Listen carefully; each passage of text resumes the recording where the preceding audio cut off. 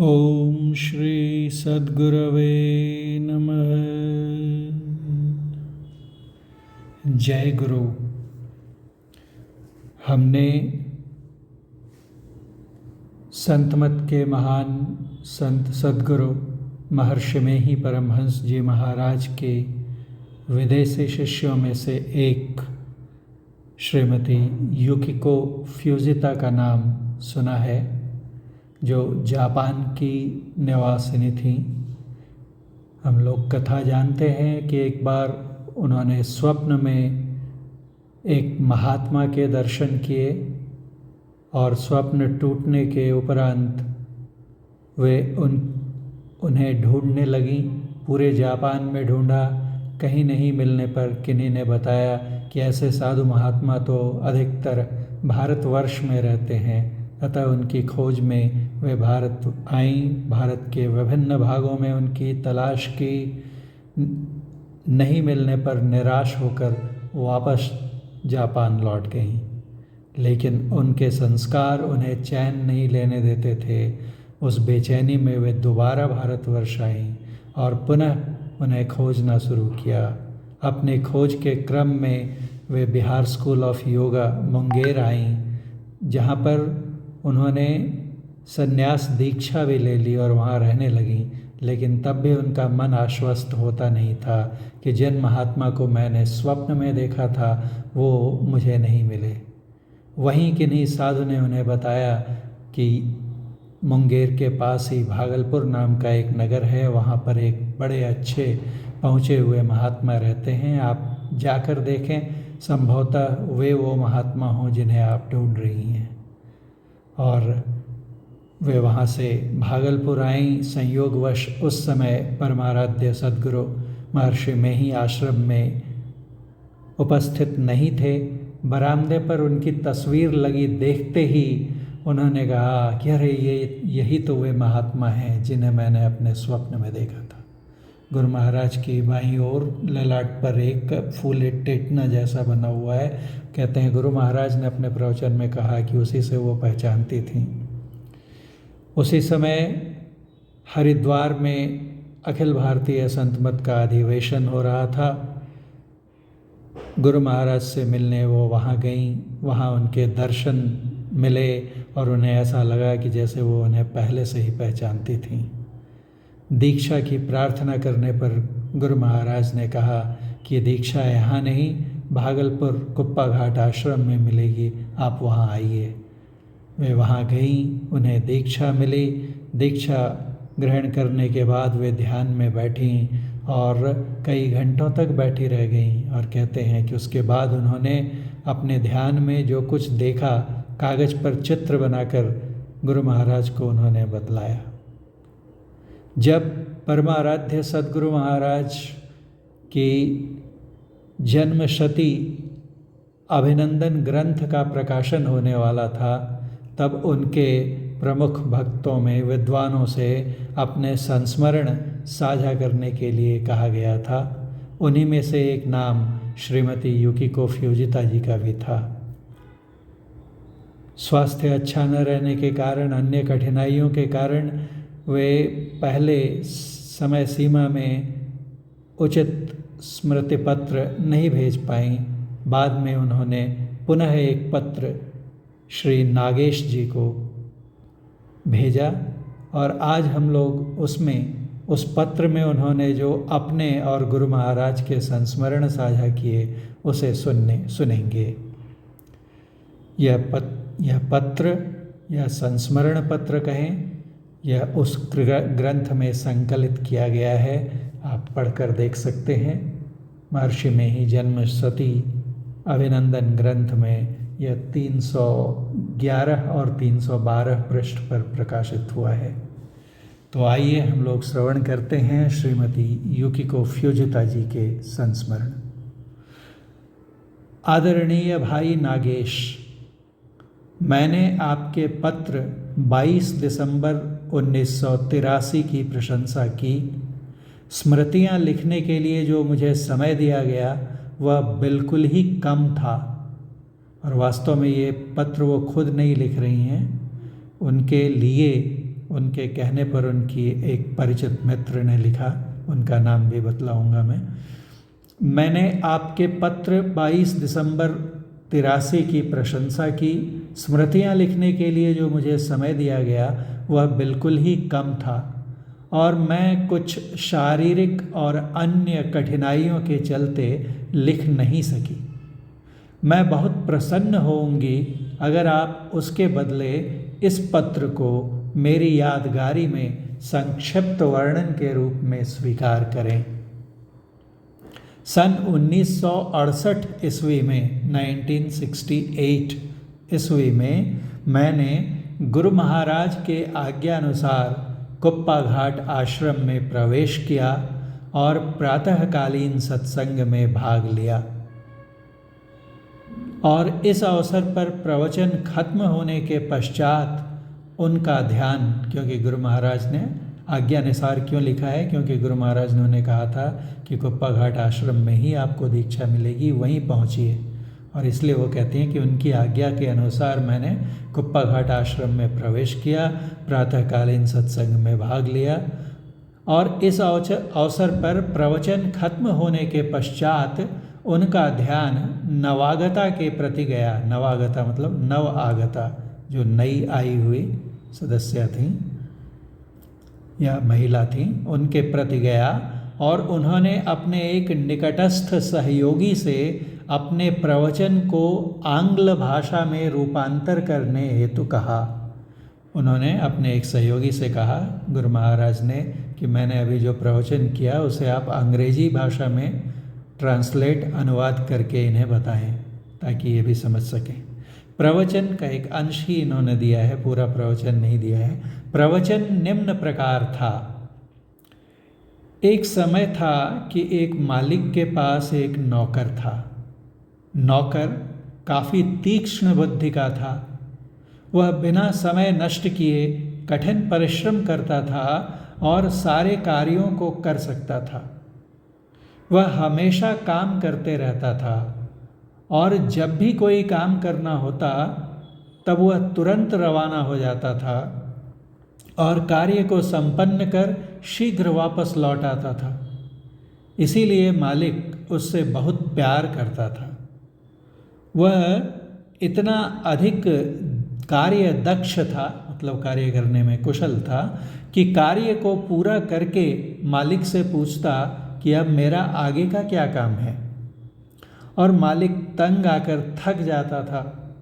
अंततः उसने एक उपाय निकाला, मालिक ने एक उपाय निकाला और एक मोटे और लंबे स्तंभ को दरवाजे के निकट खड़ा किया, एक खंभा खड़ा कर दिया और उसकी जड़ से नौकर को बांध दिया। अब नौकर इधर उधर नहीं जा सकता था और मालिक के आज्ञा अनुसार स्तंभ पर चढ़ना उतरना आरंभ कर दिया। इससे मालिक को चैन मिला। बस यहीं तक गुरु महाराज के प्रवचन का अंश इस पत्र में साझा किया गया है अथवा प्रकाशित किया गया है। हो सकता है इसे संपादित कर इतना ही अंश नागेश जी ने प्रकाशित किया हो या ये अभिनंदन ग्रंथ के प्रकाशनकर्ताओं ने किया हो, पर संदेश इससे मिल जाता है हमें कि जैसे उस नौकर को, इसी से मिलती जुलती एक भूत वाली कहानी हमने सुनी होगी कि एक सेठ को नौकर नहीं मिलते थे। एक साधु बाबा ने सेवा से प्रसन्न होकर उन्हें एक भूत दे दिया और कहा कि इसे जो भी काम बतलाओगे ये कर देगा, लेकिन शर्त है कि अगर इसे खाली बैठना पड़ा तो ये तुम्हें खा जाएगा। अर्थात तुम्हें इसे काम देते ही रहना पड़ेगा। पहले तो मालिक को लगा कि ये बहुत आसान है, काम तो इतने हैं मेरे पास कि ये क्या कर पाएगा, लेकिन वो भूत इतना कार्य कुशल था कि तुरंत काम समाप्त कर दे और अगला काम मांगे। शुरू में तो बहुत काम जमा थे तो देता गया, बाद में सेठ परेशान हो गया और उससे भागता फिरता था। तब किसी एक बुद्धिमान व्यक्ति ने सलाह दी कि ऐसे नहीं होगा, इसको एक खंभा है तुम्हारे यहाँ गाड़ दो और इसको कहो कि उस पर चढ़ते उतरते रहे जब तक तुम इसे कोई नया काम ना बतलाओ। तो जब तुम्हें काम रहे तो काम बतला दो और शेष समय में इसे खंभे पर चढ़ने उतरने का आदेश दे दो। यहाँ पर भी गुरु महाराज उससे मिलती जुलती कहानी ही सुनाते हैं और कहते हैं कि असल में ये भूत हमारा मन ही है। हमारे मन में जो इधर तरह तरह के विचार उठते रहते हैं। अगर इसे एक मंत्र पर चढ़ने उतरने का यानी जपने का काम दे दिया जाए तो ये शांत होता है। उस समय गुरु महाराज जी अकेले आश्रम में लंबी छड़ी के सहारे भ्रमण कर रहे थे। ये देखिए 1968 का समय है, तब गुरु महाराज अपने से बिना व्हील चेयर के घूमा करते थे। उस समय गुरु महाराज जी अकेले आश्रम में लंबी छड़ी के सहारे भ्रमण कर रहे थे। नीम की बनी हुई छड़ी थी उनकी, उसकी तस्वीरें भी देखी होंगी हमने। गुरु महाराज के आशीर्वाद से और आश्रम वासियों की दया से मैं आश्रम में ठहर सकी और आश्रम में अपना समय दे सकी। मुझे मौका दिया गया 3 सम्मेलनों में भाग लेने के लिए।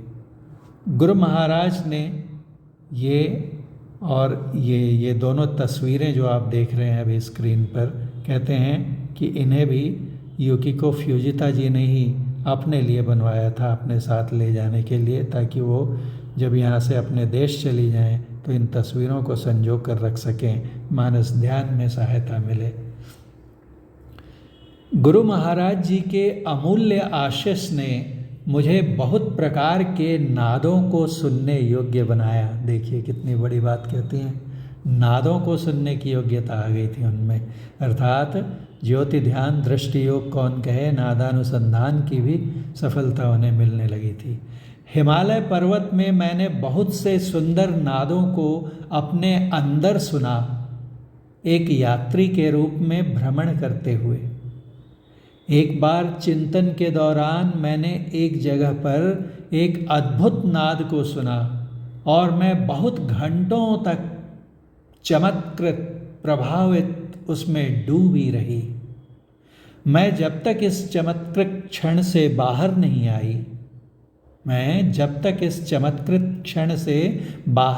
आई, बाह्य संसार की आवाज़ें मेरे दिल को प्रभावित नहीं कर सकीं, अर्थात बाहर की ध्वनियों से पूरी तरह से बेसुध अंदर में वो अंतर्ध्वनि को सुन रही थी, जो कि बहुत चमत्कारी थी और बहुत ही आकर्षक थी, जिसमें वो पूरी तरह से तल्लीन हो गई थी।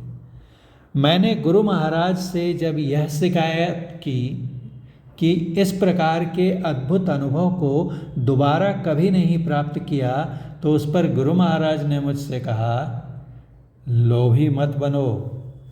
इस प्रकार का अनुभव अगर एक बार भी किसी व्यक्ति को मिल जाता है तो समझना चाहिए कि उसकी आत्मा ने काफ़ी प्रगति की है, लेकिन इस अनुभव को किसी अन्य से नहीं बताना चाहिए। जब मैं गुरु महाराज से पहली बार मिली और मैंने अपना अभिनंदन जाहिर किया तो उन्होंने मुस्कुराते हुए कहा, कितना भारी बोझ तुम अपनी पीठ पर लादे चल रही हो। तुम शायद नहीं जानती हो कि जिस चीज़ का तुम पीछा कर रही हो वह तुम्हारे अंदर ही मौजूद है और उसकी खोज में तुम काफ़ी दूर देश से दूरी तय करके आई हो। जब कभी भी मैं गुरु महाराज से अलग हुई तो इतना दुख हुआ कि मेरी आँखों में आंसू भर गए। गुरु महाराज ने मुझे आश्वासन दिया कि जब कभी तुम मुझसे मिलना चाहोगी मैं तुम्हारे समक्ष तुरंत प्रकट होऊंगा, चाहे तुम कितनी ही दूर क्यों न रहो। देखिए, भक्त अगर सच्चा हो, भक्ति अगर सच्ची हो, ईमानदार हो, लगन पूरी हो तो कैसा आश्वासन मिलता है। गुरु महाराज ने मुझे आश्वासन दिया कि जब कभी तुम मुझसे मिलना चाहोगी मैं तुम्हारे समक्ष तुरंत प्रकट होऊंगा, चाहे तुम कितनी ही दूर क्यों न रहो। एक अवसर पर जब मैंने कहा कि जापान लौटने के बाद मैं एक आश्रम बनाने के बारे में सोचती हूँ, गुरु महाराज ने आश्रम के एक व्यक्ति के समक्ष जो उनकी बातों को स्पष्ट कर रहे थे, मुस्कुराते हुए कहा, यह अद्भुत होगा। अगर उन्होंने अर्थात फ्यूजिता ने आश्रम का निर्माण किया तो हम लोग अपनी सुविधा अनुसार शीघ्रातिशीघ्र वहाँ जाएंगे। अब मैं हमेशा अनुभव करती हूँ कि गुरु महाराज जी वहाँ पर सदा परोक्ष रूप से विद्यमान रहते हैं। कितना वरदान युक्त है यह। छाया चित्र ग्रंथ के संबंध में जो आप चाहते थे वह संलग्न है। छाया चित्र अर्थात जो पिक्चर्स होते हैं, फोटो मांगे होंगे, तो उन्होंने लिखा है कि इस पत्र के साथ ही संलग्न है।